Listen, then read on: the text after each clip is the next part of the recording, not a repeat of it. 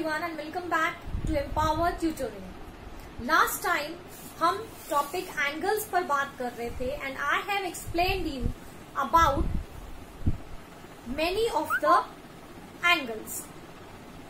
अब उसी टॉपिक को आगे बढ़ाते हैं और अब जो टॉपिक मैं ले रही हूँ उसमें हमने कई तरीके के एंगल्स उस दिन सीखे थे लेकिन स्टिल सम वर लेफ्ट, तो आज हम उसी को कंटिन्यू करते हैं. तो जो सबसे पहले मैंने लिया है वो है adjacent angles.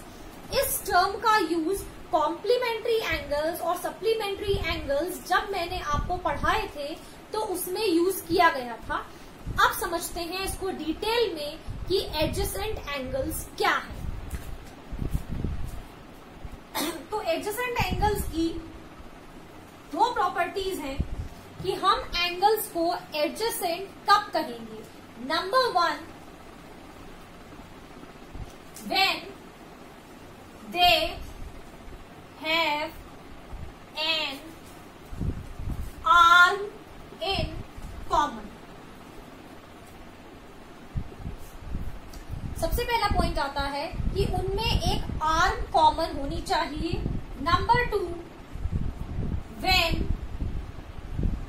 they have a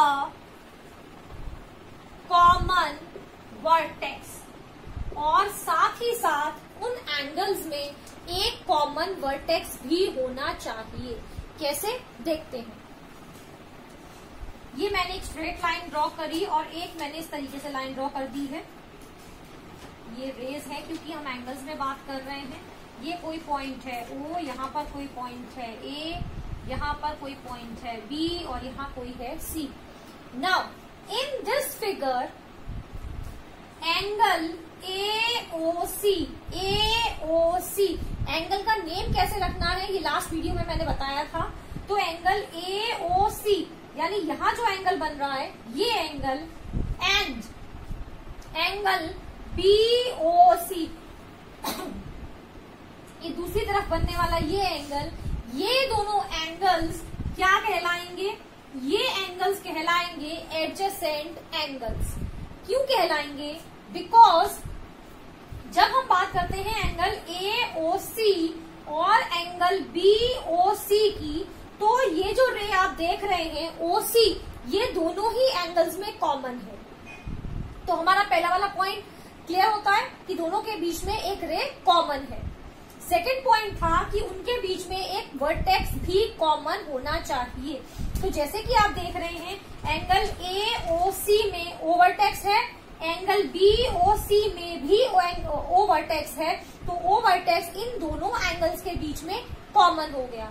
so thus these two angles formed are adjacent angles. तो बहुत इंपॉर्टेंट है एडजेसेंट एंगल्स, क्योंकि जब भी आप कॉम्प्लीमेंट्री फाइंड करोगे, सप्लीमेंट्री फाइंड करोगे या आगे हम और भी एंगल्स के बारे में जब बात करेंगे उनकी प्रॉपर्टीज के बारे में, तो ये एंगल्स हमें काम आएंगे. तो this is all about adjacent angles. Figure कैसी भी हो सकती है. मैंने स्ट्रेट लाइन ली है, ये ऐसे भी हो सकती है जहां पर कि ये एंगल और ये एंगल एडजेसेंट होंगे. ठीक है. तो फिगर कोई भी हो सकती है, उसमें ये कोई जरूरी नहीं है कि वो एक स्ट्रेट लाइन ही फॉर्म कर रहे हो. बस आपको ध्यान ये रखना है कि वो एक कॉमन आर्म शेयर करेंगे और एक कॉमन वर्टेक्स शेयर करेंगे. जब ये करेंगे तो वो एडजेसेंट एंगल्स हो जाएंगे. अब लेते हैं हम दूसरे एंगल्स. दूसरे तरीके के एंगल्स की बात करते हैं, which is known as vertically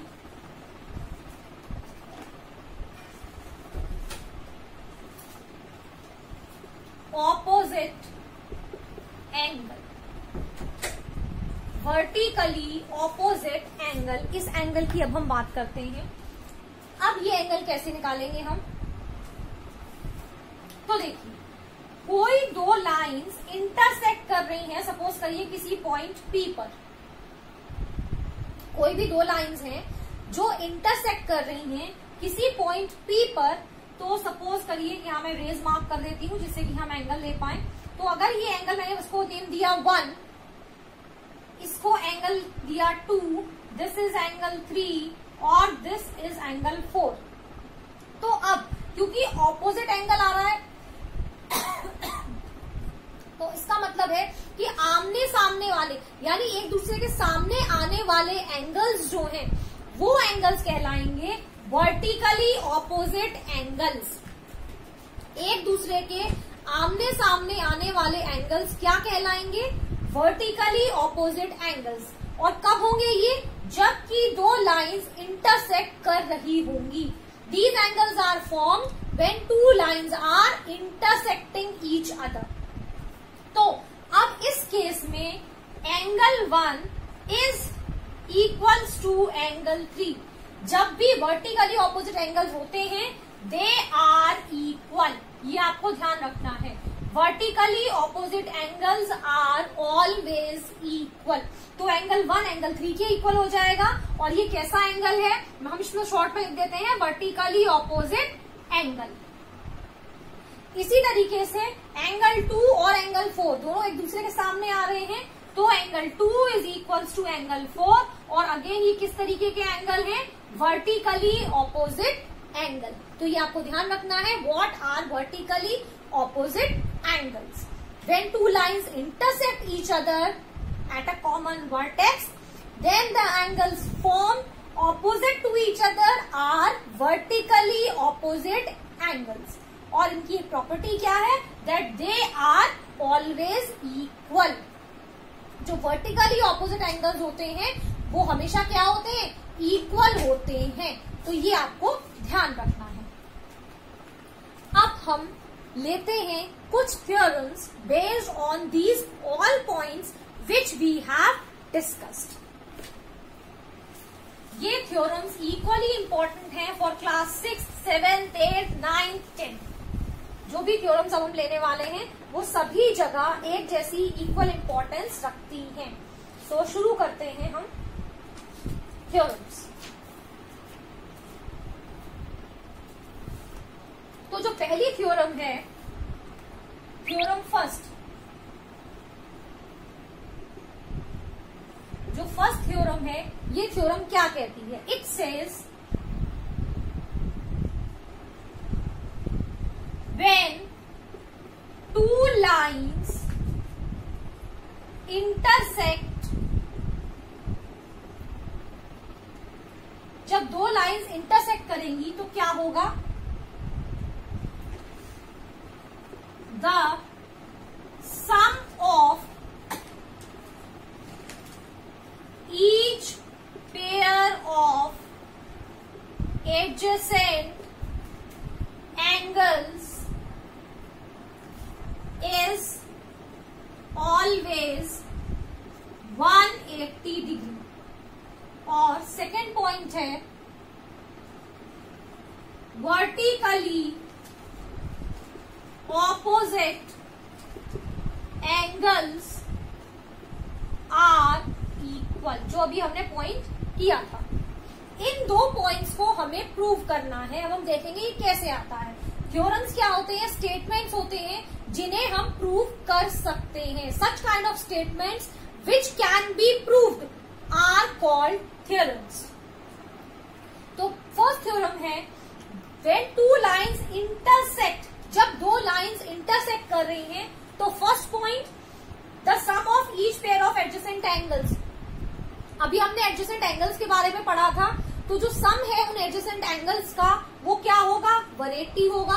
और दूसरा पॉइंट कहता है कि जो वर्टिकली ऑपोजिट एंगल्स हैं वो कैसे हो जाएंगे? वो इक्वल हो जाएंगे। तो कैसे करेंगे हम इसको देख लेते हैं। एक ही मैंने स्ट्रेट लाइंस को इंटरसेक्ट कर दिया। अब हम क्या करेंगे? ये सपोज करिए एंगल 1 हो गया, ये एंगल 2 हो गया, ये एंगल 3 हो गया और ये एंगल 4 हो गया। अब मैं पहले वाले पार्ट को आपको प्रूव करके बता रही हूँ। प्रूफ है पहले वाले पार्ट का। पहला क्वेश्चन कह रहा था, क्योंकि ये लाइंस हैं तो I need to draw the arrows also. पहला वाला पार्ट कहता है कि हमें पेयर जो है एडजेसेंट एंगल्स का वो 180 बताना है। इसका मतलब अगर हम इस फिगर को ध्यान से देखें तो यहाँ पर कौन कौन से एंगल एडजेसेंट हो सकते हैं? Angle 1 plus angle 2। तो एंगल 1 प्लस एंगल 2 कितना हो गया, ये हम पता करना है ना। तो हम इसको क्या कहेंगे, क्योंकि ये स्ट्रेट लाइन है और ये जो पूरा एंगल बनेगा, अगर मैं इसकी बात करूं, if I talk about this complete, ये जो एंगल बन रहा है ये, तो स्ट्रेट लाइन पे जो बनने वाला एंगल होता है वो क्या होता है, स्ट्रेट एंगल। यानी एंगल 1 प्लस एंगल 2 का सम कितना हो जाएगा, 180 डिग्री हो जाएगा।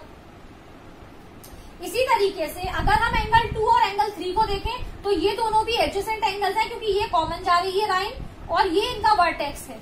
तो एंगल 2 प्लस एंगल 3 को भी हम कह सकते हैं कि ये कितना होगा, इनका सम 180 होगा, क्योंकि ये स्ट्रेट एंगल बना रहा है। इसी तरीके से angle 3 plus angle 4 is also 180 degree and similarly angle 1 plus angle 4 is also 180 degree. तो ये जो हमने पेयर्स लिखे हैं यहाँ पे, ये सारे कौन से एंगल्स के हैं, एडजेसेंट एंगल्स के हैं। और क्योंकि वो स्ट्रेट लाइंस थी तो वो स्ट्रेट एंगल बना रहे हैं। It means their sum is 180 degrees. तो एडजेसेंट एंगल का सम 180 कब आएगा, जब वो क्या बना रहे होंगे, एक स्ट्रेट लाइन बना रहे होंगे। तो अब यहाँ डेफिनेशन में मैं वर्ड ऐड करने वाली हूँ straight. When two lines, when two straight lines. तो ये अब आप ध्यान रखेंगे, हमको बात करेंगे इन सब की, when the lines are straight. तो ये तो हो गया फर्स्ट पार्ट कि सारे ये 180 हो जाएंगे। अब हमें क्या देखना है, vertically opposite angles are equal. तो अब वर्टिकली ऑपोजिट एंगल्स कैसे दिखाने हैं, हमें इक्वल दिखाने हैं। यानी मुझे बताना है कि एंगल 1 एंगल 3 के इक्वल है, एंगल 2 एंगल 4 के इक्वल है। तो अब क्या करेंगे, तो पहले मैं इसको थोड़ा सा इरेज कर देती हूँ यहाँ से।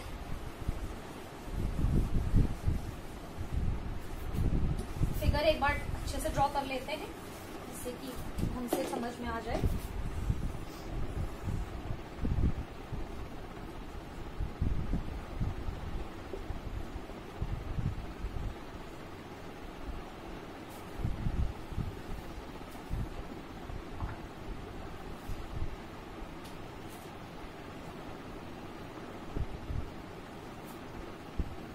चलिए अब हम देख रहे हैं बी वाले का प्रूफ। अब मैं इसी फिगर से अगर आपसे बात करूं तो अभी हमने पिछले वर्टिकली ऑपोजिट एंगल्स जब पढ़े थे तो हमने जाना था that these are vertically opposite angles. तो अब कौन कौन से वर्टिकली ऑपोजिट एंगल्स हो रहे हैं हमारे, एंगल 1 और एंगल 3। इसी तरीके से एंगल 2 और एंगल 4। ये जो पेयर्स हैं ये हमारे vertically angles, vertically opposite angles बन रहे हैं। अब हमें प्रूफ क्या करना है कि ये दोनों जो हैं वो इक्वल हैं। तो अब हम क्या करने वाले हैं,